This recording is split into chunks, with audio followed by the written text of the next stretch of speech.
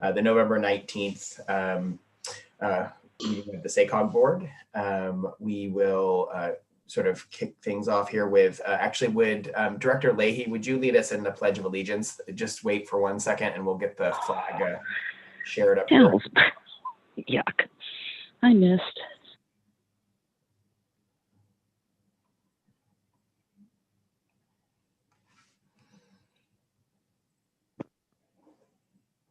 All right.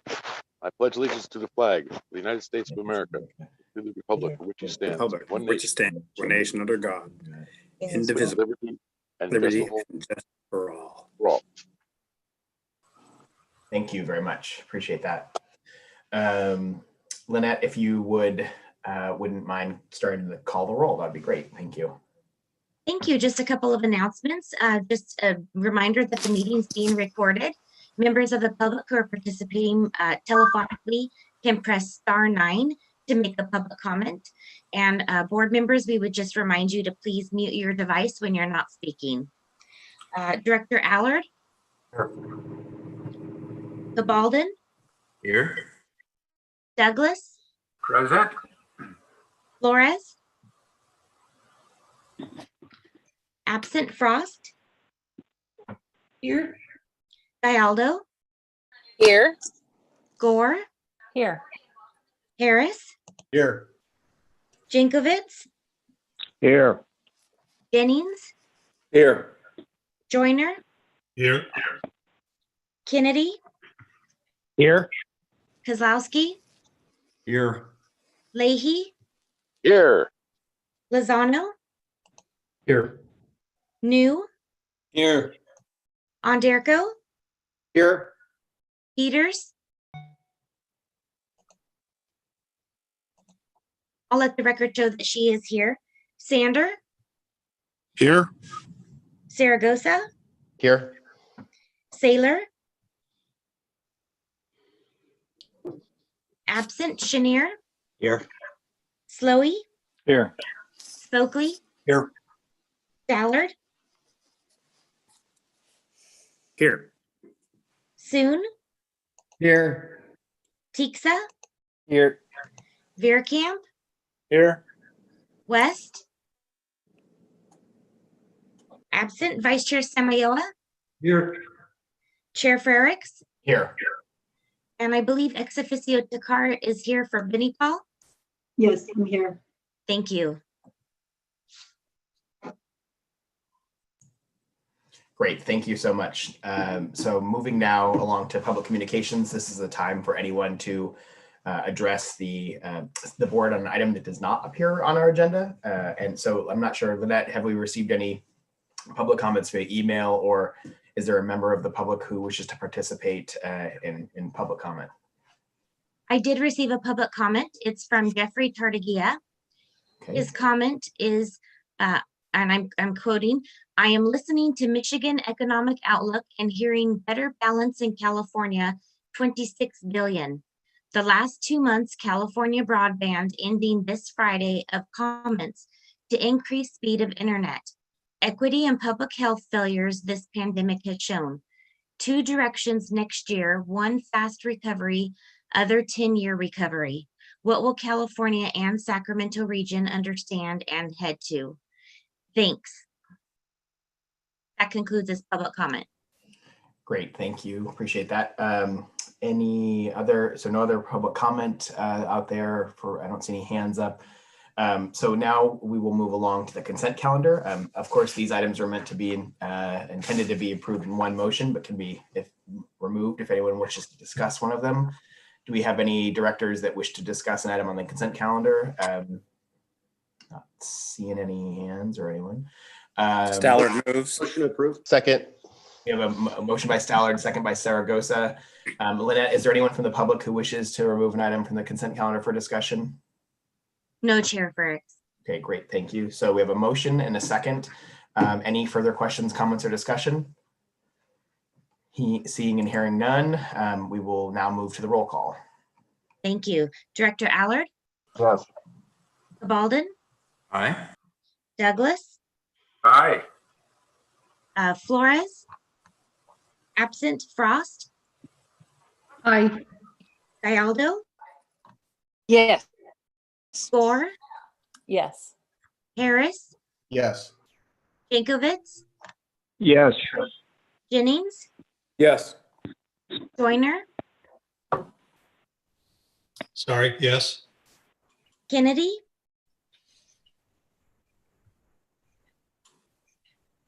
He's Dr. on. Kennedy, could you indicate your vote, Aye. please? Oh, thank you. Kozlowski, Yes. Leahy, Yes. Lozano, Aye. New, Yes. Anderko,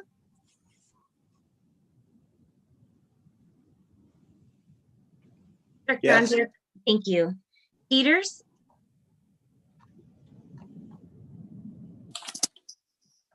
I'll come back to her. Sander, Aye. Zaragoza, Aye. Saylor, Aye. Chenier, Aye. Slowey, Aye. Spokely, Yes. Stallard, Yes. Soon, Aye. Teeksa, Here, yes. Beercamp, Aye. West, Okay. West absent, Vice Chair Samayoa, Aye. Chair Frericks, Aye. and Director Peters, could you please indicate your vote?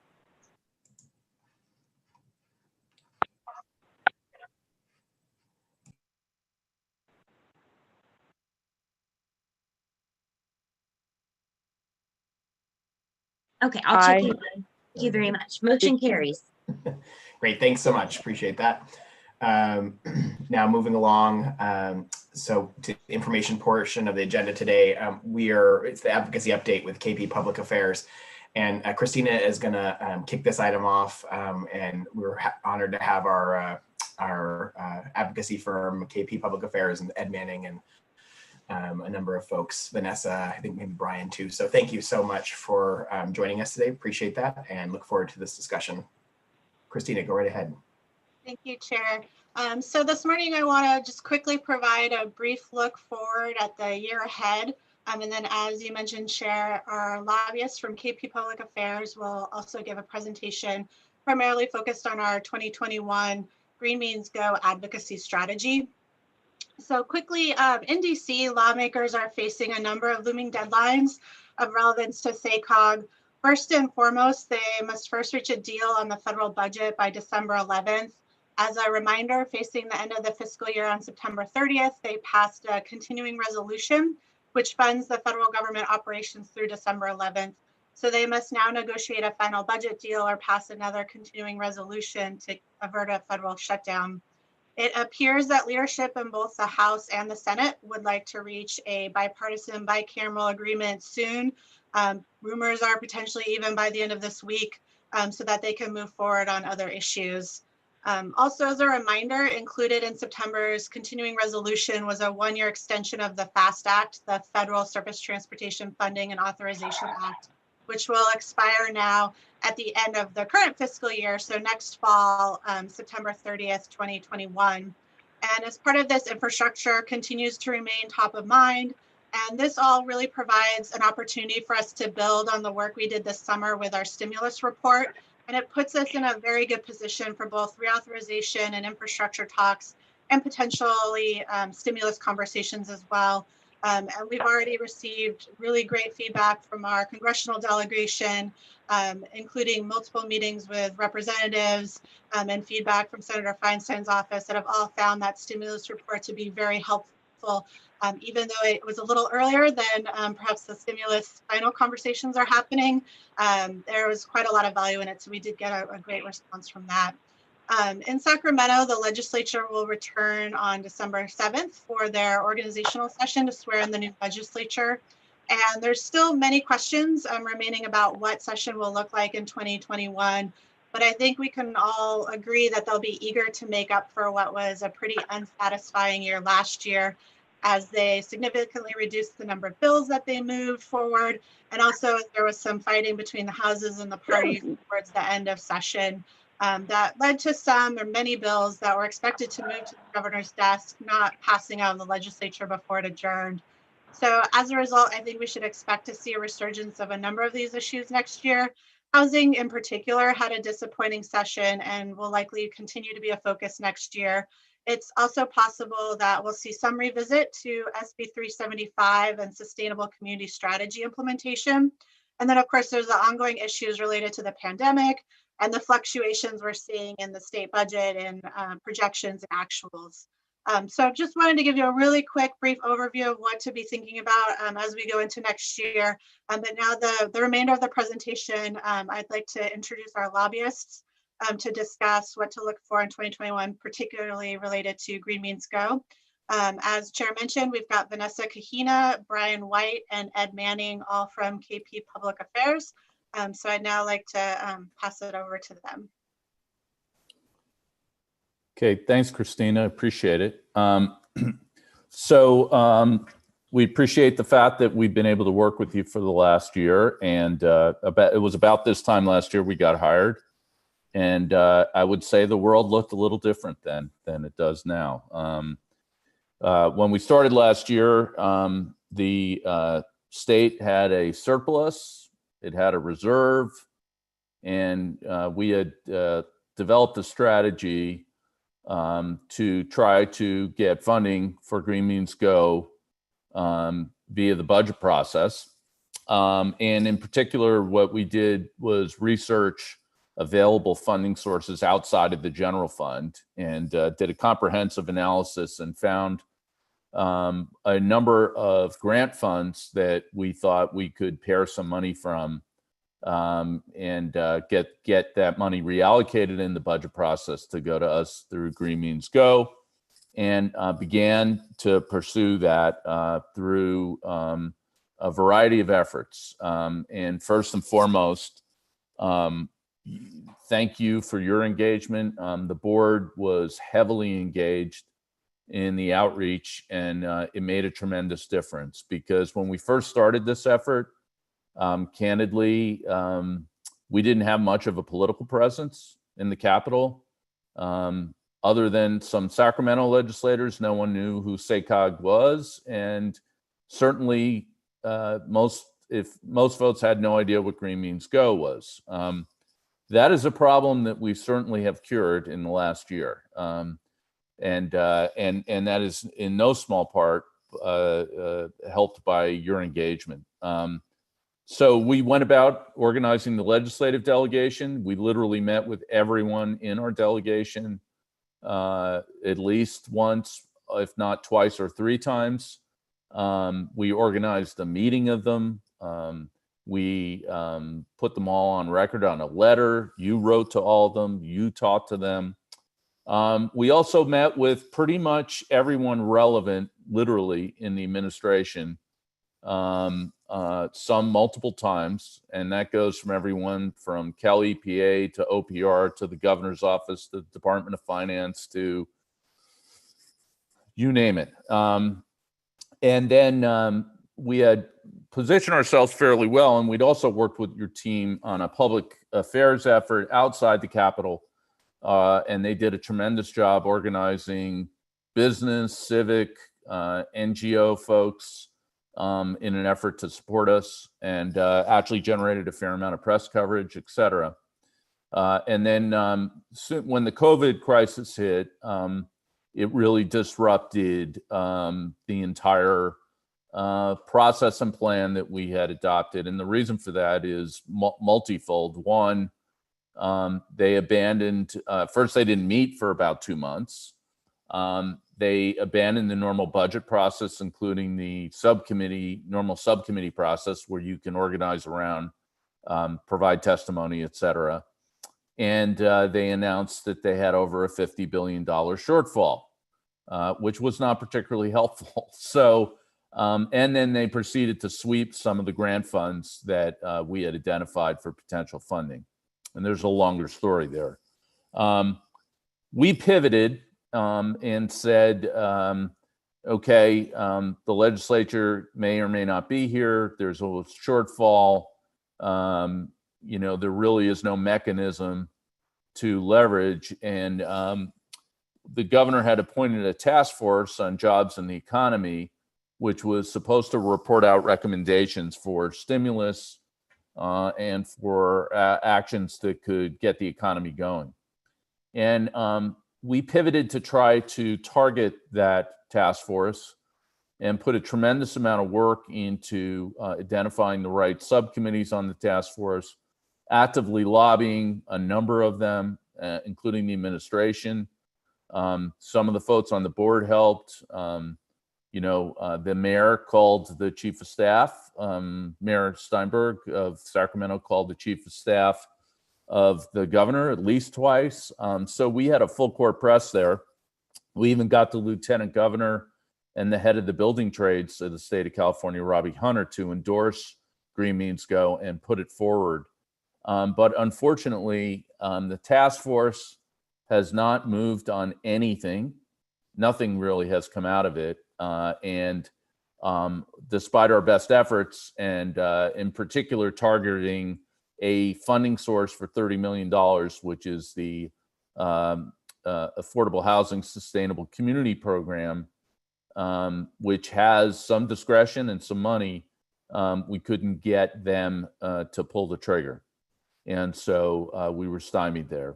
And so as we look to next year, the timing of this discussion is good because yesterday, the Legislative Analyst's Office announced that the budget picture not only does not project a deficit this year, but a one-time windfall of $26 billion. We expect a normal budget process this year, which allows us to engage as we had hoped last time. And we've thought about how we can deal with some of the issues that came up last year. So looking forward, one of the things that we found out last year was, when your Sustainable Community Strategy, MTP, was approved at CARB and your 19% greenhouse gas goal, it was conditioned on the fact that Green Means Go was a pilot program that would need funding, and the ARB acknowledged in writing that if it didn't, then the goal would have to be adjusted downward. But ARB was not anywhere in the picture. We did meet with them and talk to them, but we never really pressured them to step up and back their play, which is to support Green Means Go in a more visible way.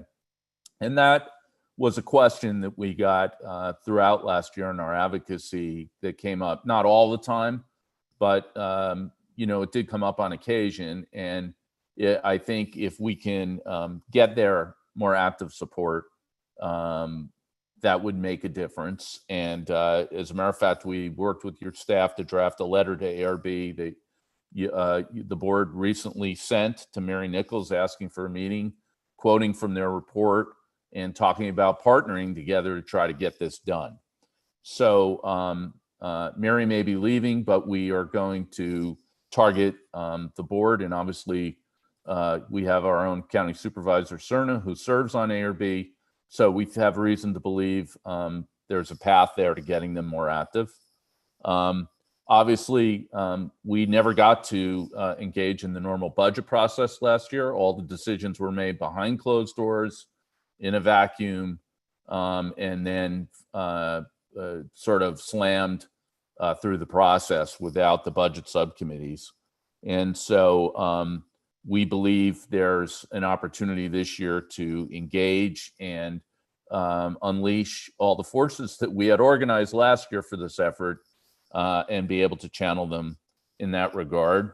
There is obviously still a housing problem that the governor needs to, the legislature candidly has not done really much to solve the housing problem. There was just a scathing audit of HCD where an enormous, I believe, $2 billion went wasted because it didn't get allocated for affordable housing, believe it or not, and bond funding.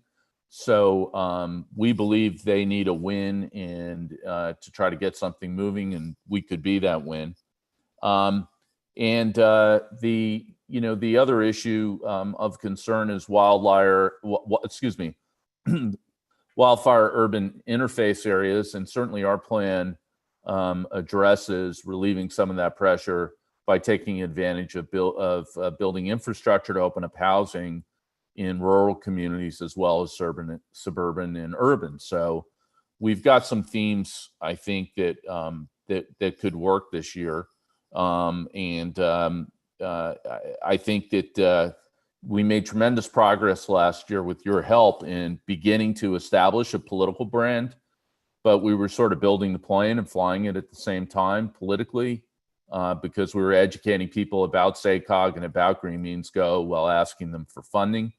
And I think we learned a lot all along the way, but we've also, as an example, we met with Keely Bosler, the Department of Finance head, last week to talk about this year's budget and the possibility of creating a funding source, whether it be specifically targeted SACOG or broader, for programs like Green Means Go, and an acknowledgement by Keely that, our region has done extraordinary things and they want to try to help find a way to reward us. That's no guarantee, but this is the second meeting with the Department of Finance head, and she spent a half an hour with us, as did her top deputy. So the fact that people now understand Green Means Go, they all love it, and now we just got to get them to reward us with some money. And certainly, I think we've got some momentum in terms of building the message and the brand, and now we've got to get it over the hump. So that's a quick summary of the efforts last year and how we see moving forward. I don't think it will be easy. It wasn't easy when we started. It won't be easy now, but nothing in this business is easy. And I think we're in a lot better shape now that we've done all the work and laid some of the groundwork we have last year. Great. Thank you very much, Ed, for that sort of overview and update. Appreciate it. I don't know if either Vanessa or Brian have anything they might want to add. And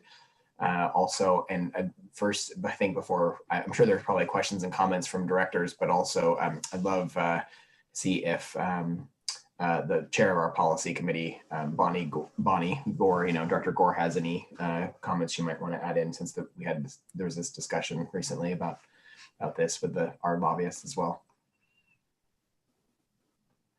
Looking through the screens here, I'm seeing head shaking. Okay, so questions and comments from directors or staff. They're at the staff level as well too. Director Frost, go right ahead. Thank you, Chair Frericks. I just wanted to ask, there was mention that there would be a possible revisit to SB 375, and I was wondering what that means. We're wondering the same thing, Director Frost. Okay. Well, so this, I say that because it's a little bit sort of Ed's theme of trying to read the tea leaves here. And we had a great discussion in your Policy and Innovation Committee earlier this month, exactly on this topic. You all probably remember SB 375 dates back to 2008. It is the law that sets the sort of regional greenhouse gas reduction targets. So that's been 12 years in now. I think we're into our third sustainable community strategy, which I also think you all know was officially just approved by the Air Resources Board. There was talk this year in 2020 of the administration and the legislature, quote unquote, revisiting SB 375. Is it working? Is it not? We certainly would say that it's a forecast planning target in terms of greenhouse gas emissions, but the theme of Green Means Go and what Ed just told you is there's very little help on implementation. So we have this plan that promises transportation, housing, smart growth, and yet we don't really have a lot of the resources, nor if the competitive grants are we actually very competitive and eligible for all the things that should help us. So we are going to focus heavily on the implementation side of 375. There's an open question about how much both the administration and the legislature wants to reopen, quote unquote, 375 and look at the structure of it, but we want to be ready in case that happens. Does that help? Yeah, thank you. I was just curious if they were going to make it harder than it already is. They might. I keep thinking if you're not at the table, you're on the menu. And so we want to be on the table, at the table. Yes. The other thing I would add, Supervisor, is having been involved in the painful process of negotiating 375, the idea of opening it up, I sort of sends a chill down my spine because it was so difficult to do the first time. So, but if they do open it up, I would say that it is in a weird way, an opportunity, because one of the things that we've done this whole year and people are finally starting to understand is that they've got this whole mantra in the administration about regions rise, but 375 did not come with any assistance. And the way they've created all these the bond funding programs and the grant programs, none of those programs allow you essentially to get infrastructure money up front to invest in things like water lines, sewage improvements, et cetera, that would open up an area for development. And they're starting to understand that now, that, before you can build housing in an area, there has to be adequate infrastructure, or developers can't come in because it doesn't pencil. And so if they do open up 375, one of the things we'll be doing, obviously, is making sure it works for us in terms of the substance. But the other thing we'll be doing is explaining to people, if you're going to change it, you better bring some resources. So.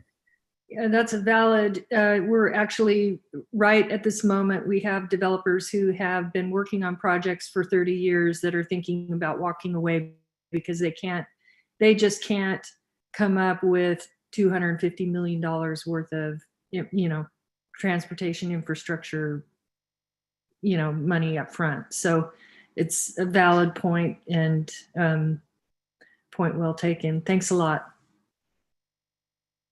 Great, thank you for that. I have Director Soon and Saragosa in the queue as well. Thank you, Chair. Ed, Vanessa, and Brian, just want to first commend you guys for your efforts over this past year. All the meetings that you just described is, I think all of us realize it's a Herculean task in getting those specific individuals to hear us out and be at the table. Do you foresee, given the pandemic and what we saw, all this telework that's happened, and we immediately saw greenhouse gas reduction, happen right away, do you foresee that hindering our efforts in trying to make our case going forward? Brian, you want to take that one? Sure. If I understand your question, are you asking because of the stay at home and the fact that people aren't driving as much, does that hurt our argument? Or are you saying, does that hurt the legislative process? Yeah, because now, we wanted to fund all these projects, to reduce greenhouse gas, to put, build infill development. And now, legislature can say, or the governor's office can say, well, people can telework more. Do you need $30 million to implement your plan? Why is that in the repertoire? I think it might actually be the opposite. I mean, this governor, clearly COVID is his top priority, but I think as you saw at the end of just a couple of months ago when we had the wildfires, he immediately switched to climate change for good reason. We know that these things are interrelated. His executive order to ban all combustion vehicles starting in 2035. While that's not a specific housing related issue, they're all related because of the jobs, housing, workforce balance. So climate change is going to be right up there with housing and wildfires. All these three issues are related. So I don't think it actually hurts our argument, it actually helps our argument. Okay. Yeah, I would agree with Brian. I think it's a good question. It was something that we started to address at the beginning of the pandemic when there was the immediate shutdown of traffic on the roads and vehicle air pollution. But, that doesn't change the fact that our target hasn't been changed or modified at all, and we haven't gotten any pushback from any of the administrative officials with whom we've been meeting. So it's something that we continue to work on, and in particular with the governor's new focus on trying to get additional zero emission vehicles on the road. We think that we still stand a good chance to make this argument. Great, thank you. Great, thanks. Appreciate that. Director Saragosa. Yep. Hey, good morning, Ned and team. Just a question, or I guess maybe a strategy question around ARB. I really do think we should get, try to get Supervisor Cerna more engaged on this. He's actually leading the race and equity portion of ARB's, them kind of looking at race and equity, and he's sort of the head of that task force. And I'm wondering if there isn't a way to sort of marry in that portion of Green Means Go in terms of race and equity and what we're trying to achieve into what ARB is trying to do. There was a lot of criticism at ARB for not engaging communities of color more. And this might be an opportunity to actually have a real life plan in front of them where we could actually, put some money and numbers behind those efforts. So I think there's a real opportunity there. I think we need a advocate at the ARB, and this is his backyard. So it seems to me that if he's not real enthusiastic about it, it's going to be difficult for us as a region when if our own supervisor is not really locked in behind it. So just some thoughts there. And I would agree. I think the committee that the governor put together, it looks like it'll probably go back to more of a traditional budget cycle as we move forward here. So I think the efforts were great there and necessary, but I think we are going to probably go back to a more traditional, round next year in the budget cycle. Thank you. Thanks. And those are great. That's a great suggestion on, James. I'd look to James on this, but I know that there certainly are a number of areas we're targeting for funding that are underdeveloped in communities that need help. So, Director Saragosa, it is a great question. I can tell you Supervisor Cerna is very engaged and very supportive. He's been following along the way in terms of our target, our SB1 grants. But I'll tell you, in a nutshell, actually, what you're raising about Supervisor Cerna, short of a lot of the equity work at ARB is taking on, and that's my wheels are turning on that. But I'd say in a nutshell, and we're about to see a new executive at ARB in the coming months, with Mary Nichols departing. We have one vote on the Air Resources Board, and in a nutshell, that is the problem. The problem is not the one vote itself. The problem is that we only have one. Same thing in the legislature. We're not in positions of leadership. Same thing with the administration. We're relatively invisible at the state level. They talk about all these wonderful, great goals that we agree with in terms of goals. We want to solve them on our terms that works for inland California and the Sacramento region. And we have not made that connection yet. So I think you're, and I'm not saying it isn't a really important thing to keep working with Supervisor Cerna, but in terms of the CTC, right? In terms of ARB, we continue to have this problem of really not being represented, not being understood, and having a lot of state policy, frankly, just not work for us. Agreed, James. And there's going to be more than just the chair's seat coming up on ARB. And I'll go back to say we should be looking at potentially supporting a couple of candidates as it becomes more clear who's going to be putting their names forward for seats on the ARB. We should be looking at who those candidates are and what that means to our region. And I'll just add that Senator Jim Cooper has also been incrementally involved in that process as well. He's very interested in seeing who the next ARB chair is. So I would not dismiss his input as well. Absolutely. Yeah, very good points and items raised there. We have Director Stallard's got his hand up as well. I have a question or two after that, and I think there might be a few more. It's perhaps piling on, but I just want to mention that we had no seat on the ARB until we had one designated for our region. Former Assemblyman Roger Dickinson carried the bill. I was active in it, in moving that bill. And that's how we got that seat. So Phil has a responsibility to be responsive to our region. I'm glad he's doing the job. But I think Executive Director Corliss has brought a much higher level of sophistication to our organization in terms of reaching out and connecting with people. And I think, you don't wait around, you've got to be proactive. And so I would look to KP to help us know where we need to be engaging and actually engage so that we can have a say in who achieves these opportunities going forward. Because obviously one vote is not much to work with. Thank you. Thanks very much, Director Stallard. Appreciate your comments. I don't have any hands up in the at all at the moment. Now I'm not seeing any hands, but I will. One question I have for the KP folks. I mean, Ed, you touched a little bit in your touched bases on this a little bit in your comments just about yesterday's the release of the state auditors audit on HCD and sort of affordable housing creation and sort of the money that's been left on the table there. Curious. I do think that they will be, as you sort of characterize it, looking for a win. And the sort of figuring out how to. So that might be an opportunity as well for Green Means Go. But with if you could just if you have any additional thoughts on that, or sort of thoughts around how to might proceed there, I think that would be the auditor's report sort of talked about the inefficiencies and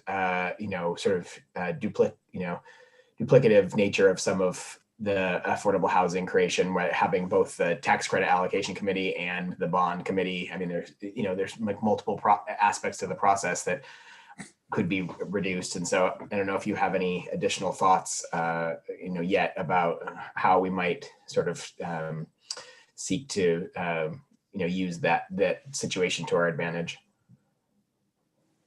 Yeah, it's more of a headline message for us because I think our message is Green Means Go is ready. We have projects that are shovel ready, right? We did all that analysis on job creation and ability to get projects going when we did the task force application.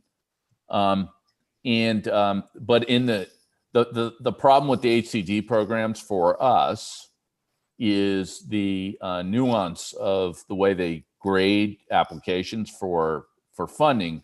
It's all tied to actual housing delivery, Lucas, Chair, where we're not, our projects are on the front end.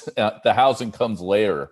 And so we're disadvantaged in those programs. So, but I think our message is more of a top line message, which is if you're serious about delivering housing of all types and having regions meet their RHNA goals, then here's a perfect, situation where if you put some money in, you'll get multiple benefits: climate change, housing, transportation. So it's a more of a headline, I think, message than being able to take advantage of the specific sort of dysfunction of their programs.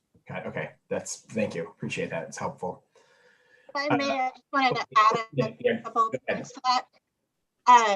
One, Green Means Go related, but two, just a general information for the board. The audit did spend an entire chapter looking at the state's oversight of local government and housing. And there were a number of recommendations related to the legislature and to HCD when it comes to I'll say working, but I think that was not necessarily the intent, more of the state telling locals a little bit more what they should be doing when it comes to housing production. So kind of the general note, I think that we should definitely be aware and conscious of that as we go into the legislative session, that we might see some of those specific recommendations come forward in legislation. But Green Means Go related, I think in a way that does provide some benefit for us, because as a region, I've heard really great stories from our builders and the other community stakeholders about in our region. Again, it's not necessarily the local policies, it's the money, right? And so that just, I think, helps bolster our argument that while yes, of course, we probably all could be doing more when it comes to housing production policies, but fundamentally in our region, what we've heard across the board is that it's about the money. And so I think in a way that does help us with our argument for Green Means Go as well. And Thanks. Chair Frericks, may I Yeah. just chime in? I can't raise my hand on my Mac. I just wanted to say thank you to Ed, you and your team. I think that really the work that y'all have done to provide recognition about who SACOG is, about Green Means Go. We certainly didn't get where we wanted to this year, but I think we really are much better positioned than we've ever been in the past to actually go after some of these dollars. And I really appreciate the comments that Michael shared, Director Saragosa shared about, how do we engage in that equity conversation, because Green Means Go, we've got projects that are actually in communities that are underserved, that need housing, need infrastructure, need transportation access. So I am looking forward to what's to come. I think too, just that comment about how do we better engage with ARB, with new directors or a new executive director. There's lots of opportunity. And so I just appreciate you and your team, the work you're doing to help us move forward in this. We're much better positioned than we were previously. And I think we can continue to move forward. Thank you. Great, thanks. Thank you very much, Bonnie, for your comments there. I appreciate that. Any other folks with questions or comments at all today? This was, again, just meant to be an update on sort of status update and on what's been occurring and sort of some thoughts about the year ahead. We'll continue to keep everyone obviously in the loop as these things move forward, and probably I think it's reasonable to expect that the board will be called upon again over the course, probably maybe even numerous times again and again over the course of the next year, and utilizing the relationships that various board members have with members of the delegation, Sacramento region delegation especially. I don't see any additional hands. So thank you, Ed and Vanessa and Brian. Really appreciate all your work, and Christina specifically as well on staff for her excellent work too. Thank you very much. And we'll move along then to the next item if there's no other comments or questions from folks. James, you want to? Just one closer. Yeah, huge thanks to Ed and his team. Huge thanks to Christina. I know you all know this, but she works incredibly hard on this, sort of a one-person shop in our office. I would say to put a bit of hopefully extra wind in your sails on this, because I know it's been a tough year, and the legislature and budgets are no exception. This is one of the few things that actually unites our entire state legislative delegation, right? We have an almost even split between the parties in our region. All of you weighing in, the letter that you all sent earlier this year, we actually had 50 plus local elected officials from every jurisdiction in the region sign that. The meetings, the press conferences, the phone calls you've made. And we see this, right, as a relatively short-term Green Means Go, try to get us on the radar. It is a way to build our muscle long-term so that we have presence and profile and influence in the state capitol. And I hope you see this as the stepping stone to something bigger.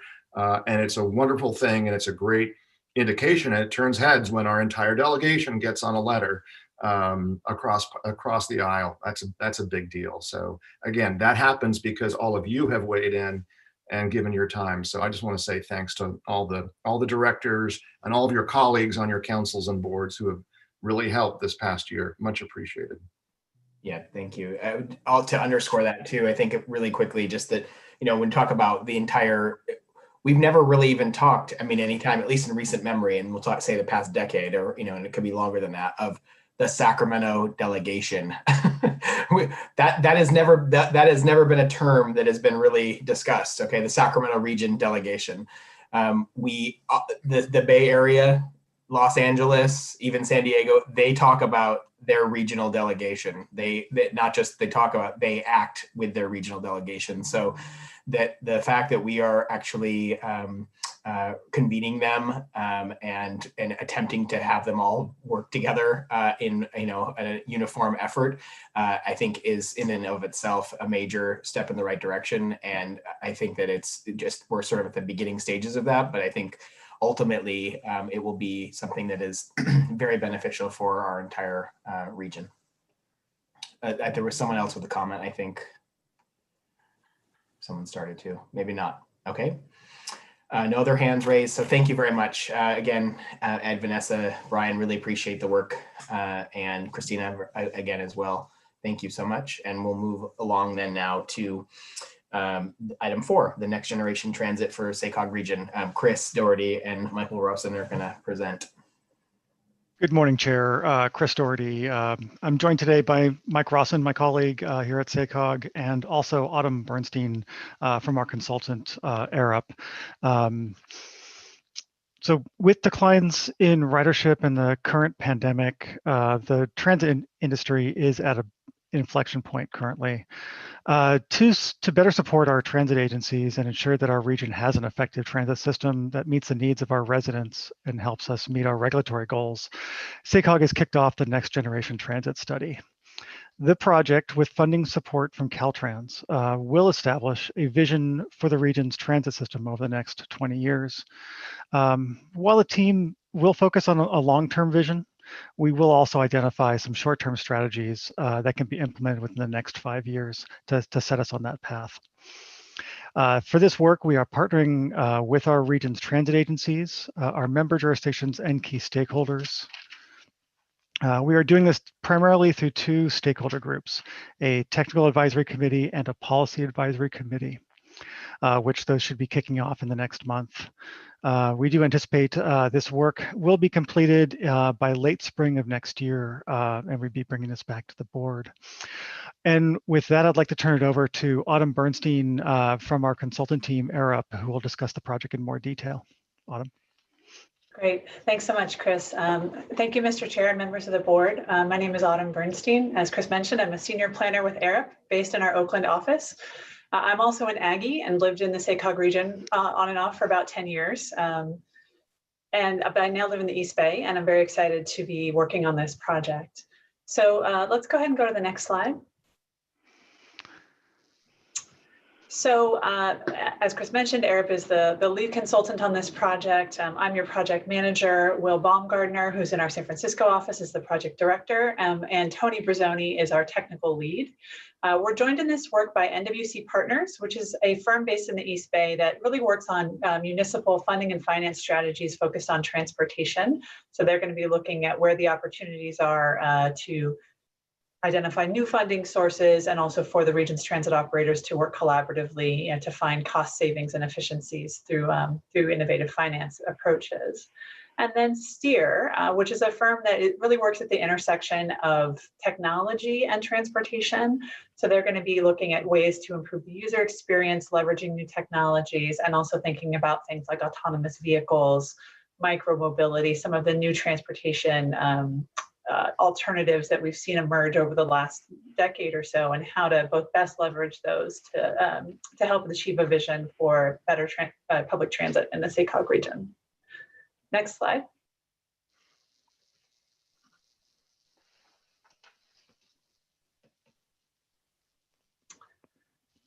So the goal for the project, as Chris talked about, is to articulate a vision and recommend strategies for developing a more robust public transportation and mobility network in the SACOG region.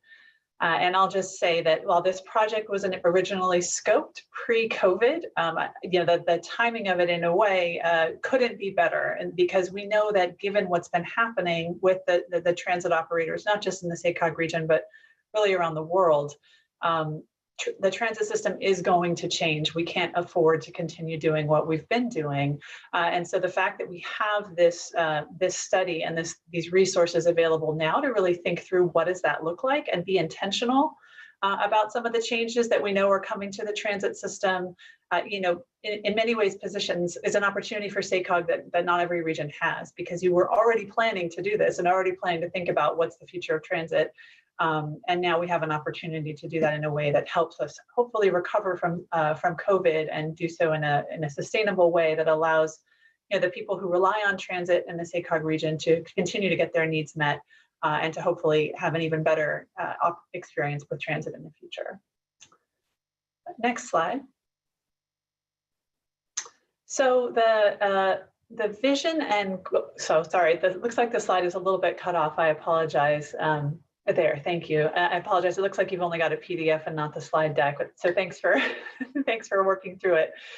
The project approach there's a couple of different pieces. First and foremost, we're identifying a vision and goals for the next generation of transit, really looking at to 2040, kind of consistent with the MTP and SCS, to understand what would high quality transit look like in the very diverse urban, suburban, and rural communities across the SACOG region, recognizing it's not going to look the same everywhere. And given the diversity of the region, what are the shared goals and benchmarks that really can work for the transit operators across the region to help work towards that vision? And lastly, to address the inequities amongst populations and geographies that have historically been excluded from transit that can connect them to jobs and other opportunities. So that's a key first phase of our work. We're engaged in that work now. We've just gone through a series of interviews with the transit operators around the region, and we've learned a lot about how they're dealing with COVID and how they're thinking about how they can improve the service going forward. And that's been really illuminating for us, and we're looking forward to kicking off the TAC and PAC process to hear from them as well. The other piece we're working on right now is documenting opportunities and challenges. So really looking at what are the trends that are shaping the network, both internally within the region and also the external trends, obviously COVID being, chief among those, but some of the other trends that also have been, weighing on the transit network, with all the technological changes in recent years. Next slide. So after kind of documenting those opportunities and trends, the next phase then is strategy development. And so we'll be working to identify a toolbox of promising strategies. So, thinking about 2040, what are the kind of 4 to 6 big moves that could define the next generation system? What do we see as the kind of key strategies that are over the long term that it's going to take to really have a sustainable, and effective transit network? And then in the near term, over the next 5 years, what are those immediate actions to help support COVID recovery and really move in the right direction so that we're headed in a in that long-term sustainable pathway? And throughout this work, we want to engage with transit agency stakeholders and the SACOG board and use that input at every stage, to make sure that we're getting it right and that we're developing a plan that is going to work for riders, but also work for the transit operators in the region as well. Next slide. So this work is divided into 6 focus areas. And don't worry, I only have a couple more slides. Thanks for bearing with the technological challenges. There's 6 focus areas that we're kind of using to organize the work. And I would say we have them listed here, but it's really kind of a Venn diagram, where we're looking at kind of what are all the key drivers that are really critical here, and then what's in the middle of the Venn diagram in terms of strategies that really kind of help address the variety of issues here. So the first is the transit network itself. So where is kind of fixed route traditional transit working, and how do we make it better in those places where it is working? And where are the places where maybe it wasn't working very well before COVID and it's particularly not working now? And so what are the alternatives that we need to explore where we think that fixed route transit is just frankly not going to be sustainable in the long term? The second key piece is interagency collaboration. So looking at ways that partnerships among the region's operators can make the regional system work better. So from a user experience perspective, if I'm starting my trip in one part of the region and changing operators, how can we really make that as seamless as possible so that user doesn't feel like they're changing modes or changing systems, but is able to kind of get where they need to go across the region and really feel like it's one system that works together, even if on the back end, you know, they're actually working using different transit operators, but the experience itself can be seamless. Thinking about the travelers themselves, where are the best opportunities to attract new riders and better serve the existing riders, particularly disadvantaged communities that we know tend to be transit dependent? We're really excited about some of the data that we've been getting from the replica tool that SACOG team has been using, that is showing us how transit ridership has changed since COVID, who's riding transit now compared to who was riding transit before. And how can we help, you know, understanding, like, for example, essential workers who are absolutely going to, you know, their jobs every day as opposed to those who are working from home, and thinking about, you know, over the near term, how do we need to adjust to make sure we are, you know, capturing the needs of those essential workers who are taking transit, as well as students and others as the schools begin to come back. So really thinking about how do we make sure we can bring back the transit ridership as quickly as possible, because the services need that in order to be sustainable. But then long term, you know, how do we attract new riders as well? And then on land use, recognizing the, you know, again, the immense diversity of land uses and in the SACOG region, both now and in the future, what are the best ways to serve those diverse land uses? Because we know that fixed route transit just simply doesn't work everywhere. And so how can we leverage some of these new technologies to better serve those communities? And then lastly, emerging mobility. So what are the roles of, you know, micro transit? You know, of course, you know, the City of West Sacramento and SAC-RT have been doing some really innovative work with VIA, doing some shuttles, you know, and that's an interesting realm we want to explore more and dig into those pilots and understand where they're working. And as well as micromobility, you know, the bike share and the scooters, autonomous vehicles, and we know autonomous transit vehicles are on the horizon. So how do we think about those, again, as a way to make sure we're able to serve everyone? Next slide. So as Chris mentioned, there is going to be a technical advisory committee and a policy advisory committee. The first meeting is kicking off December 4th for the technical advisory committee that is comprised of the transit service providers as well as some technical experts. And then the business community and policy leaders, we are in the process of scheduling a first meeting for them. We're currently, because as Chris mentioned, this project is going through the spring. It says here that they're going to have 3 meetings through February 2021. I think we're going to try to move back that timeline a little bit, because we all have a lot going on in our lives in the next couple of months. Those committee meetings will be likely taking place over the next, I'd say, 4 to 5 months, and really focus on and helping us identify the vision and goals, and then vetting and prioritizing the strategies, you know, that everyone can agree we can make the most impact across the region. And with that, I think I just have one more slide, which is around next steps. So, you know, as I touched on, we're very much in the middle of analyzing the opportunities and challenges with the current transit network, identifying vision, goals, and key performance indicators for the future system, and then getting started with our TAC impact. So thank you very much for your attention, and I'll turn it back to the chair. Great, thank you.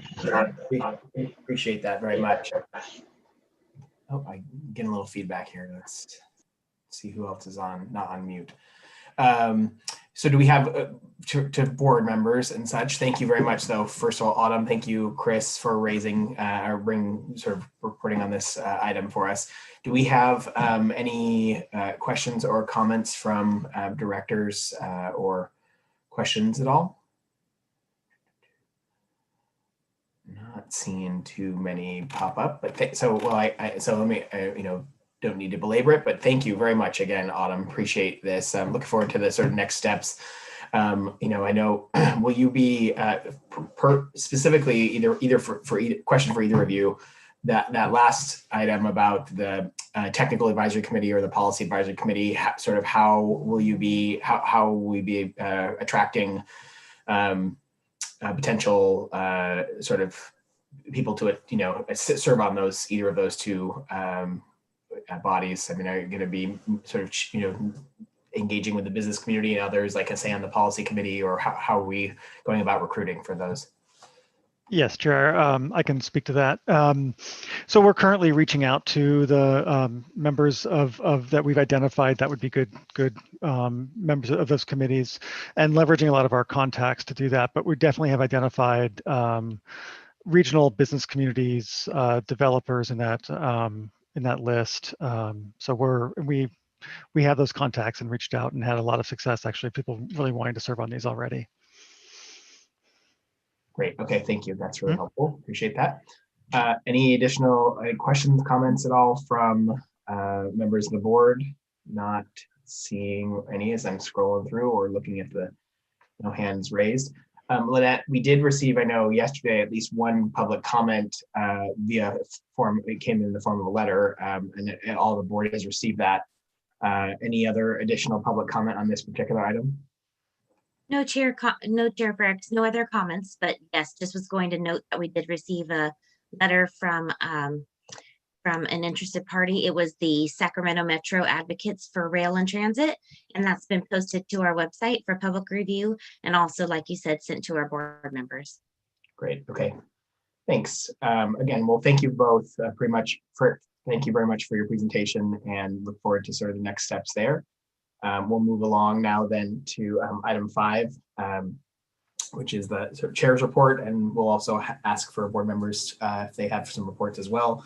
But just a couple of quick items for you all. Appreciate your attendance today. Just wanted to remind board members that we are scheduled for a meeting, our next meeting on December 17th.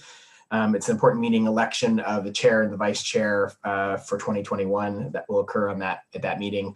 Wanted to ask board members here, but also if, please contact Lynette if you're not able to attend the meeting, or if you will, known some folks will be leaving office.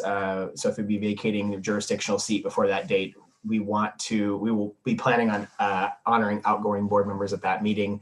But we also, depending on if there are issues with quorum and such, we may have to look for an earlier date in December for a meeting, but the plan is to still try to have a meeting on December 17th. And then also the other item I'd like to just give a quick update on is the status of the Race Equity Inclusion Working Group. This past Monday, the Race Equity Inclusion Working Group reviewed the third-party equity audit and had a really open and honest discussion about the findings. And I'd say next up, as next steps to that meeting, State COG staff is going to be developing an equity framework for the board equity working group to consider on December 7th, which is the next meeting of that body. And it should then come to the full board for discussion discussion, et cetera, on the last meeting of the year, again on December 17th. So those are the two major items that I have for you all in terms of chair's report. And if there are any questions or comments, happy to take those now. And then otherwise we'll move to individual board member reports as well. Yes, Mr. Vice Chair. Well, thank you, sir. Not to get sentimental, but it's been great working with all of you. Look forward to our next meeting, and will be my last meeting as an active director of this board. I really appreciate all the work that's been done. Just even today, looking at the next generation transportation issue that we took on. I remember 2 years ago when we met as a board and we're looking at things that we wanted to tackle, and regional transportation issues was a big thing. And so it's good to see that things are moving forward. The Green Means Go is another great thing that I think everyone's interested in, ensuring that our commercial corridors and those areas that have been left behind for a long time have the resources so we can rebuild them and make them an active part of our economy. So I want to thank all of you, and look forward to reaching out to many of you when I visit your hometowns, and be sure to say hi to all of you. So look forward to continue working in maybe other arenas and other tables. So thank you all. Thank you, Ricky. Appreciate that very much. Yes, it was also, going to, of course, announce a raise at the end here appreciate we will be again more formally recognizing outgoing directors in December, but there is going to be a decent amount of change on this board in the coming year. As many as it looks as that many as maybe up to a third of the SACOG board will be new members. We also are losing a lot of institutional knowledge and service to this organization as well. Well, I don't have an official list in front of me, but just looking through the screens here, I mean, obviously Director Samayoa not continuing on, but former chairs, Director Veerkamp, Director Peters, Director Allard is going to be, no longer joining us. I mean, and so, Director Tiksa, I believe as well. So, there's, it's really, there's going to be a number of Director Leahy, I think, as well. So a number of new folks coming on, and appreciate all the service of folks on this board. And, I hope you've all enjoyed it. I find it pretty fulfilling. And I think that the work that we do does indeed make a difference. And so appreciate you all and your work here. And again, we will have time at the December board meeting to honor outgoing directors as well. Appreciate that. And apologies, we can't do it in person this year. None of us I know ever really expected that. Any additional questions or comments from any directors now? Otherwise, I will ask James to give his sort of executive director's report, and then we will be, Director Douglas, go ahead. Yes, I wanted to pick up on what Tom Stallard said about the timeliness of the election returns. In the year 2012, first time I ran, the results were in by midnight, and I knew that I had won. Then in 2016, I ran, and it took 2 weeks before the results came in. This year, the results are still trickling in, and those of us that are running, it's been a very anxious time. So I'd like to quote Winston Churchill that politics is just as exciting and almost as dangerous as war. In war, you can only die once. Thank you. Thank you. Appreciate that very much. Excellent. Yeah. And then any other questions or comments from directors? Otherwise, we will, I'll turn things over to James for his executive director's report, and then we'll be all on our way. Not seeing or hearing any. James, go right ahead. Yeah, thank you, Chair Frericks. Just a few things on my end, some of which are in the executive director's report. I had mentioned in one of my comments earlier on the advocacy update that we did get a remarkable just-in-time official approval of our 19% greenhouse gas reduction target, our sustainable communities strategy. And that is putting us in really good running for not one, but 2 state SB1 competitive grants, which are truly regional in nature. And I think embody, again, the strength of this organization, the partnerships that we have had with Caltrans District 3 and PCTPA. I'm not going to count our chickens yet, nor at all claim victory, because we've got some work ahead of us here, but it's a great example of a team effort. Speaking of leadership, the Youth Leadership Academy, the YLA, I just want to again express my appreciation first for Director Chenier for really kicking this off for us. I hope he feels good to see this is now really an annual permanent thing. Not only that, we had 109 applications from across the region for high school students who are really interested in this. And this again is just, I want to just thank our remarkable team, and in particular, Rosie Ramos, who is just out there pitching this, talking to schools, doing some remarkable work. And of the 109, she had, and sorry, with Pro Youth and Families, I should mention our nonprofit partner here, who Director Chenier raised some funding for. They've interviewed 80 high school students. That's how seriously your staff is taking this. Those interviews are proceeding, and we hope to kick off in January 2021. But again, when we come calling for you all early next year, whether you're on the board or not, frankly, and we want to have you talk to those high school students, please understand, I think, what an impact it makes for them to hear from all of you. And that's, I think, again, part of the role that SACOG can play. When you heard, next topic, you heard Ed Manning give a bit of the advocacy update, and we talked a lot about our flexing our muscle at the state level and Green Means Go. Next month, through the committees, but also with the board, you're going to be hearing and asking, we're going to be asking for your approval for our local version of Green Means Go, which is basically all the areas that all of your jurisdictions and your staff have said, this is where we want to focus: infill development, new housing opportunities, economic revitalization. That is truly being defined on our terms locally. Those are called green zones. And again, 21 jurisdictions have actually put forward nominations across all 6 counties. Again, I'm very proud of the work. And as you all know, in a year where staff resources, time, and capacity are strained, I think it's a great example. I want to echo Chair Frerich's acknowledgement of the, I think, really important and excellent conversation we had at the board's Race, Equity, Inclusion Working Group on Monday.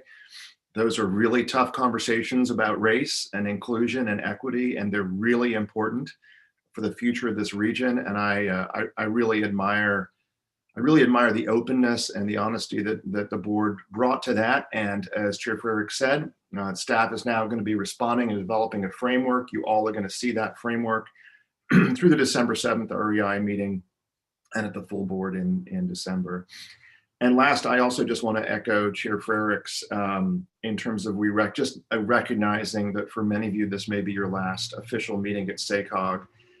And I want to tell you, one of the hardest things about this job is getting to work with all of you, and then either expectedly or unexpectedly sometimes not getting to work with you suddenly. And I know that I've continued many relationships with prior board members who've cycled off the board, and it's been great. But I just want to tell you how much I admire your service.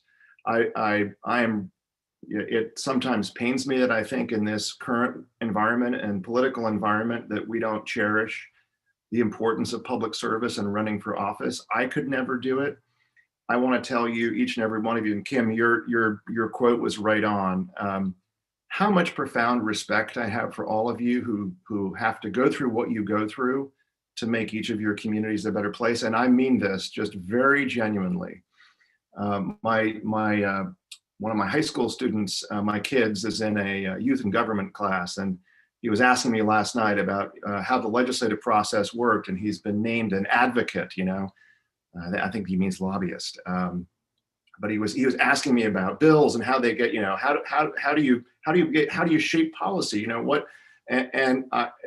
that and the Youth Leadership Academy and YLA, and I do think a part of what we have in front of us here is really investing in this next generation of leaders. I know that all of you care about, and I can't tell you how important that is for the future of this region. And I think the future of this region is bright. And I think the future of this region is much, much better because of the service all of you have given. So that is heartfelt. We're going to do what we can to get those of you retiring back in December and give you some proper recognition. I wish we could do that in person. But Lynette and others on our staff will make sure we do what we can to recognize the service, both to your communities and also to the SACOG board. So just a heartfelt thank you from me.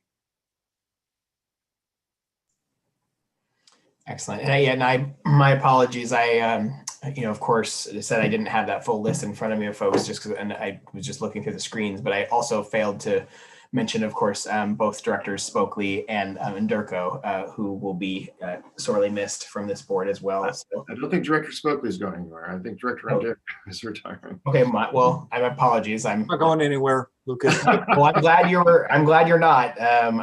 Let's see. The rumors of your demise are premature. Spreading fast. Wait, Lucas just made news here. Breaking news. Not yet. Mr. Chair. Yes. Go ahead. I just want to remind everybody that I lost an election once. having been on SACOG for most of my 8 years as a county supervisor, sat out a long time, and I'm the bad penny that came back. Some of you are good pennies. We want you back. So don't feel this is the end of the road. There's all kinds of opportunities out there, and you have such talents and abilities. We want to see you back in public service in one form or another. So bless your hearts. Thank you. Appreciate that. Thank you. Yes, my sincere apologies. I met Director Slowey, and so, but yes, who served a long time on this board as well. So with that though, if there are no other questions or comments from directors, we do have the final items on the agenda are receive and file. And if no other questions or comments from folks, we will adjourn the meeting. And again, please be in contact with Lynette regarding the December 17th board meeting date if that does not work for you. And we're working with your respective jurisdictions on additional sort of new members of the board and such as well. But will be continuing to be in touch with the full board about the sort of updates around the date for the December meeting. Thanks all. Stay healthy, and we'll talk to you all soon.